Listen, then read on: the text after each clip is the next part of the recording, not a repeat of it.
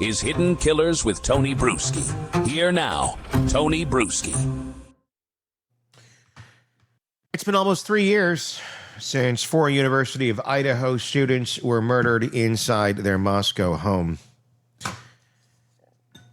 Madison Mogen, Kelly Gonzalez, Xana Kernodle, and Ethan Chapin. And just months since Bryan Kohberger stood before Judge Stephen Hippler, pled guilty, and received 4 consecutive life sentences, plus 10 years for burglary. For most people, that was supposed to be the end. The gavel fell, the cameras picked up, and the system moved on. But in this case, the end never seemed to arrive. Because this week, that same courtroom filled up again. Not for new evidence, not for an appeal, no. Not for some revelation about how this man carried out one of the most chilling crimes in modern history. No, the hearing was about money. Specifically, about whether the man who committed these horrible, heinous crimes should pay a few $1,000s more to the families he destroyed.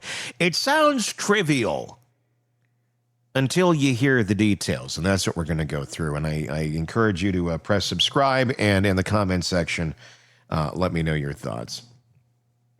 The hearing was called to settle a dispute over restitution, the financial obligation Kohberger owes to the victims' families. When he was sentenced, his plea deal included $28,956.88 in restitution. It covered funeral expenses and repayment to Idaho's Crime Victim Compensation Fund. Everyone thought that number was final, but prosecutors returned to court asking for more. Initially, $27,000 in additional costs for travel, lodging, and funeral-related expenses that hadn't been included in the first calculation. And after a short but tense exchange, prosecutors admitted part of that request overstepped Idaho law. Travel and lodging, they conceded, can't be covered under restitution. So they cut the request down to roughly $3,100, the cost of urns for 2 of the victims. $3,000, basically. That's it. A sum so small compared to the loss that it borders on insulting. But for the families sitting in that courtroom, it's not about the amount, it's about the principle. The defense argued that Kohberger can't pay anyway. He's indigent, serving life in prison with no means to earn or hold property. In other words, he has no ability to pay.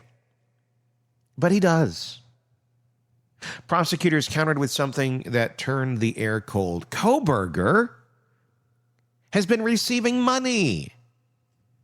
Not from a job or inheritance, but from people, strangers, idiots, people who should probably be investigated themselves,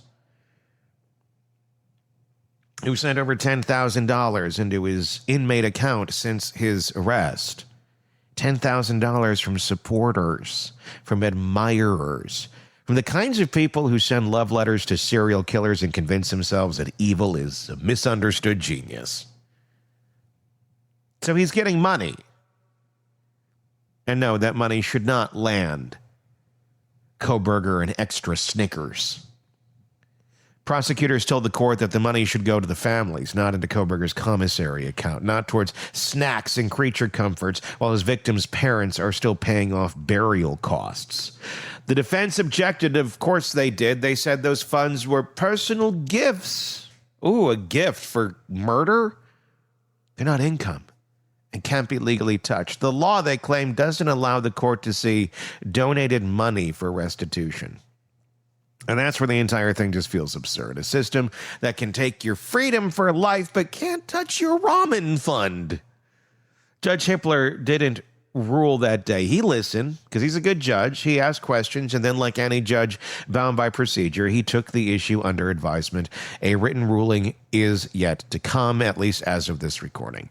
But the moment you strip away the legal jargon, this hearing wasn't about $3,100. It was about what happens when bureaucracy keeps grinding long after justice was supposed to be done. And for the Gonzalez, Kernodle, Chapin, and Mogen families, the sight of lawyers Dissecting receipt dates and urn prices was another emotional gut punch. Kaylee's mother, Christy Gonzalez, put it bluntly, everybody knows he's never going to pay a single dime, so why do they care if that number is astronomical? And she's right. It's not about collecting the money. It's about not letting the man who took their children leave the record unbalanced. A zero would be nothing owed, and if what he did can be fully repaid with time served. Under Idaho law, restitution is meant to cover direct economic loss. Funeral costs qualify. Counseling and medical bills qualify, but travel and lodging does not. They also don't have a son of Sam law there, which this is, I think, the big reason why Kohberger does not want anyone touching his money is because he could actually make money off of the crimes. He could write a book. He could give his rights to an authorized movie. There's so many things he could do to make money beyond the nutcases that send him money. So, yeah, there's likely going to be money flowing from Kohberger. Where it flows right now is what is trying to be determined before the spigot is turned on.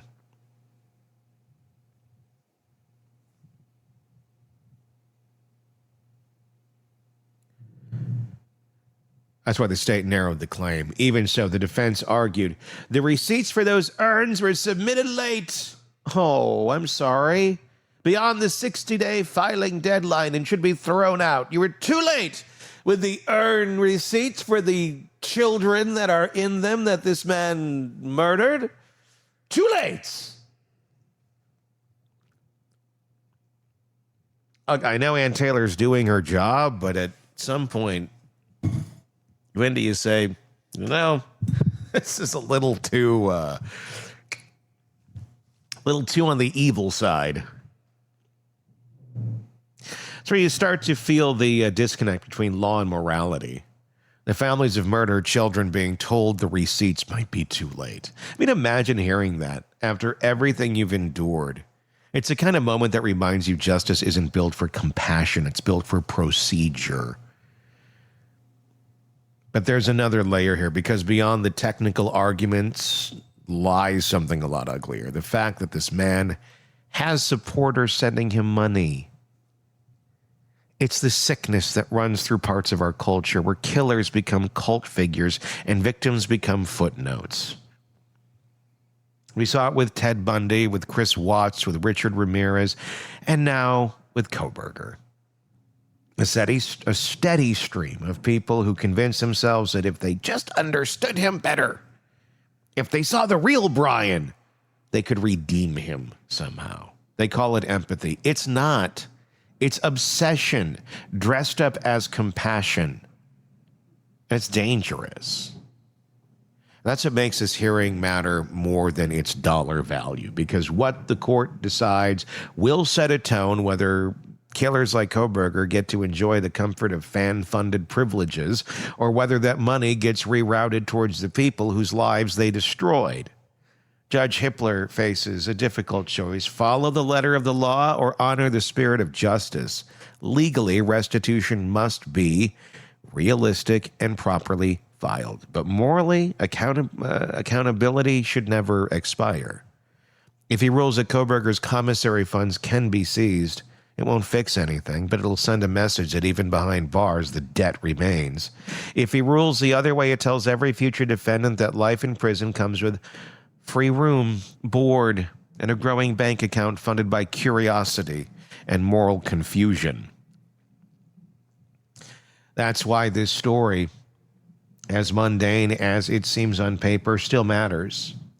It exposes the cracks in the justice system that appear after sentencing, when the cameras leave and the law starts operating on autopilot. The families are left to fight for scraps of meaning, showing up in courtrooms to argue over paperwork, while the man who killed their children still gets mail and money. And maybe that's the most heartbreaking part: the endurance of the people left behind. They shouldn't have to be there. They shouldn't have to listen to arguments about the timeliness of their grief. But they show up anyway. because showing up is the only form of control they have left. When Judge Hippler's decision comes down, it'll likely be a few pages long, dense with citations and procedural language. It won't make headlines the way Kohberger's arrest or plea did, but it will carry significance. If the ruling favors the state, every dollar Kohberger receives in the future from admirers, from anyone romanticizing a murder, will go towards restitution, or a percentage of it will. If it doesn't, the message will be clear. The system is content to let killers collect donations while their victims' families fight over funeral bills. It's a small piece of the case, but it says everything about where we are. Justice at this stage isn't about verdicts or prison time. It's about the line items that follow. The legal echo that refuses to die. A murderer's account balance shouldn't matter, yet somehow it does, because it's the last thread of accountability left to pull. For the families, this hearing isn't closure. It's another reminder that there's no such thing. There's no fixing any of this. There's only endurance, the kind that forces you to sit in a courtroom years later listening to lawyers debate whether your loss still fits within the rules. That's not justice, that's survival. And that's what they've been doing since November of 2022. Surviving a system that keeps asking them to relive what they can't escape. Whether it's $3,000 or $3 million, the point is the same. You don't get to take 4 lives and still benefit from the fascination of the public. You don't get to have comfort while your victim's parents have court dates. You don't get to cash checks from strangers while the people you destroyed are still paying off funerals. The court will write its decision. The number might change, but the truth won't. Justice didn't end the day Kohberger was sentenced. For the families, it just keeps showing up on the docket. What are your thoughts? Like, morally, most of us are like, pay up. You should never get a penny. You shouldn't get any commissary. You should get whatever slop they feed you and call it good. And I hope it's all meat. Because he's a vegetarian. Here, you want some more tripe? Good. It ain't seasoned, and it ain't cleaned either. Extra protein. Tripe, by the way, for those of you playing along at home, are intestines. You gotta clean them good.